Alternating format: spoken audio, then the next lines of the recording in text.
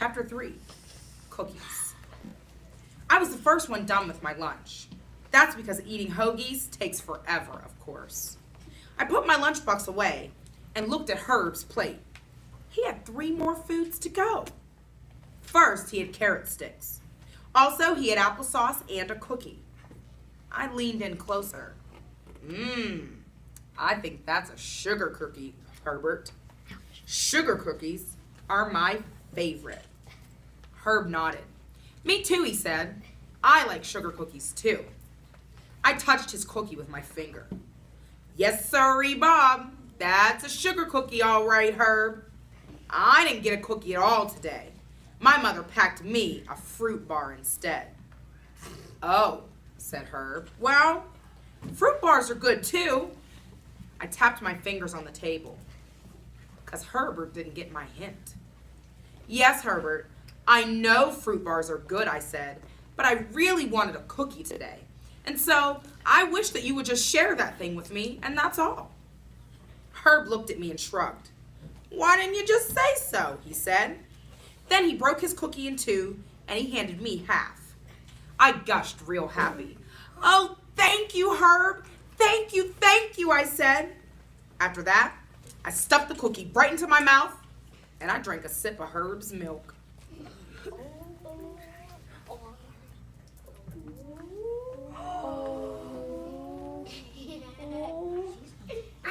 She's in trouble. Yum! That tasted just like the cookies that Mrs. Goodsman used to bring to the afternoon kindergarten, I said. I smiled at the thought of that woman. Gladys Goodsman was our snack lady last year, I explained to her. She used to bring us cookies and milk every week. I made my voice kind of secret. Only guess what, Herbert? Sometimes Mrs. Goodsman gave me 2 cookies instead of 1, because I was her favorite person in room 9, I think. Jose heard what I said. Hey, that must mean I was her favorite person in room 8, because sometimes Mrs. Goodsman gave me an extra cookie too. After that, me and Jose did a high five, because both of us were favorites, apparently. That woman is a gem, I tell you. What do you mean she was a gem, said Jose. She still is a gem. Mrs. Goodsman still works here, you know. What? I said, very surprised. Sure she does, says Herbert. I met Mrs. Goodsman already this year. She works right there in the kitchen. I couldn't believe my ears. Really, I said? Really? Because if Mrs. Goodsman still works at our school, how come she hasn't brought us cookies and milk this year? Herb shrugged. I don't know, he said, but she still works here all right. In fact, I saw her just now when we were getting our hoagies. I put my hand over my mouth, because that news was too good to be true. Jose laughed. If you don't believe us, go see for yourself, he said. I will, Jose. I will go see for myself, I said real joyful. Then I jumped right out of my seat and I zoomed into the kitchen. And I hollered and hollered for Mrs. Goodsman. Chapter 4, Gladys. Mrs. Goodsman! Mrs. Gladys Goodsman, where are you? I hollered. It's me. It's Junie B. Jones. I looked all around. There was a long counter with children pushing trays. Did anyone see Mrs. Goodsman? I asked the children. Does anyone know her? My friend said she is right here in this very kitchen, but I don't see her. I hollered her name even louder. Mrs. Goodsman! Mrs. Gladys Goodsman! Then all of a sudden, a lady came hurrying around the corner. And good news, it was her. It was Mrs. Gladys Goodsman. I ran and hugged her very tight. Mrs. Goodsman, I'm so glad to see you, I said. Mrs. Goodsman hugged me back. Junie B. Jones, I'm glad to see you too, she said. I smiled up at her. She was wearing her same big white apron from last year. Whoa, I said. Just look at you, Mrs. Goodsman. You didn't change a bit. I patted her apron. You didn't even change your clothes, apparently, I said. Mrs. Goodsman laughed. She was wearing plastic mitts on her hands. Plus also, she was wearing a hairnet. Hey, I remember those things from last year, I said. You told me that you wear plastic mitts and a hairnet whenever you touch food, remember? You said that was called good hygiene, 'cause mitts and a hairnet protect our food from dirty germs and hairs. Mrs. Goodsman made a face. Are you sure that's the way I put it? She asked. I skipped all around her in a circle. Hey, Mrs. Goodsman, now that you found me, you can start bringing cookies to my room again. I held up one finger. I am in room 1 this year. Room 1 comes earlier in the alphabet than room 9. And so, now that you know where I am, when can you bring the cookies, Gladys? Mrs. Goodsman did a little chuckle. Then she leaned down next to me, and she patted my arm, and she said, don't call her Gladys. After that, Mrs. Goodsman explained all about snacks. She said that first graders don't get snacks like kindergarten kids do, on account of first graders get cookies with their school lunches. I did a frown at that news.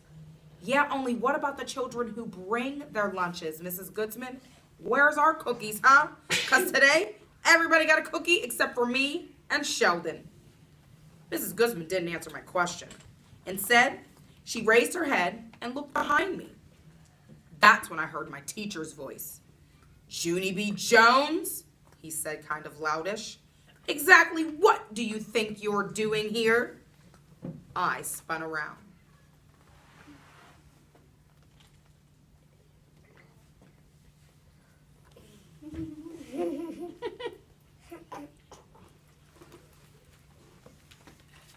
Mr. Scary's eyes looked annoyed at me. Why did you get up from the table, Junie B? He asked. What's the story here? Everyone was staring. I did a big gulp. Then I squeezed my eyes closed real tight, and I tried to think of the story here. Well, let's see, I said. First, I was eating my brought lunch, and everyone else was eating their bought lunch. And so that's how come I was the first one finished. And then I was just sitting there, and I spotted Herb's sugar cookie. And I really, really wanted that thing. And good news, Herb shared. And so then, that delicious cookie reminded me about Mrs. Goodsman. And what do you know? Herb and Jose said she was right there in the exact kitchen. And so I jumped up from the table, and I ran in to say hello. After that, I looked up at Mrs. Goodsman kind of nervous, and I waved my fingers. Hello, I said real soft. Hello, she said back. Mr. Scary shook his head. No, I'm sorry, Junie B. I know Mrs. Goodsman has enjoyed seeing you, but you can't just get up from the table and run wherever you please during lunch, he said. Mrs. Goodsman nodded. Mr. Scary's right, Junie B. I'm very happy to see you, but you have to learn to follow school rules. I did a sigh. Yeah, only I really, really wanted to find you, Mrs. Goodsman, I said, because I missed you very much. Mrs. Goodsman tapped on her chin. She said, maybe I have an idea. Maybe if you promise to follow school rules, you can come back tomorrow and help me in the kitchen. Would you like that, do you think? My eyes got big and wide at her. Are you kidding, Mrs. Goodsman? Is this some kind of a joke? She smiled again. Nope, she said. No joke. We let children help us in the kitchen quite often. If it's okay with your teacher, I'll give you a permission slip to take home to your parents. I pulled on Mr. Scary's arm. Say it's okay. Okay, please, please, please, I begged. Mr. Scary didn't answer right away. Instead, he ran his fingers through his hair, and he thought and thought. Then finally, he said it. Mr. Scary said it's okay. I clapped and danced and twirled.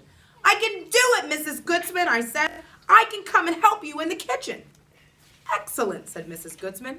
Then she reached behind the counter and she handed me a permission slip. And that is not all, because she reached back there one more time and she pulled out a pair of brand new plastic mitts. Here, she said, these are for you. You can wear them around your house tonight and get used to them. I did a gasp at those wonderful things. Thank you, Mrs. Goodsman. Thank you, I said. I always wanted some of these thingamajigs. After that, I put them on my hands, very thrilled, and I waved goodbye to Mrs. Goodsman. See you, I said. See you tomorrow. Then I walked back to my lunch table with Mr. Scary, and I followed the rules for the whole entire rest of the day.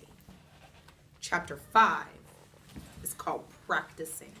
But you have to wait till tomorrow. Find out what happens.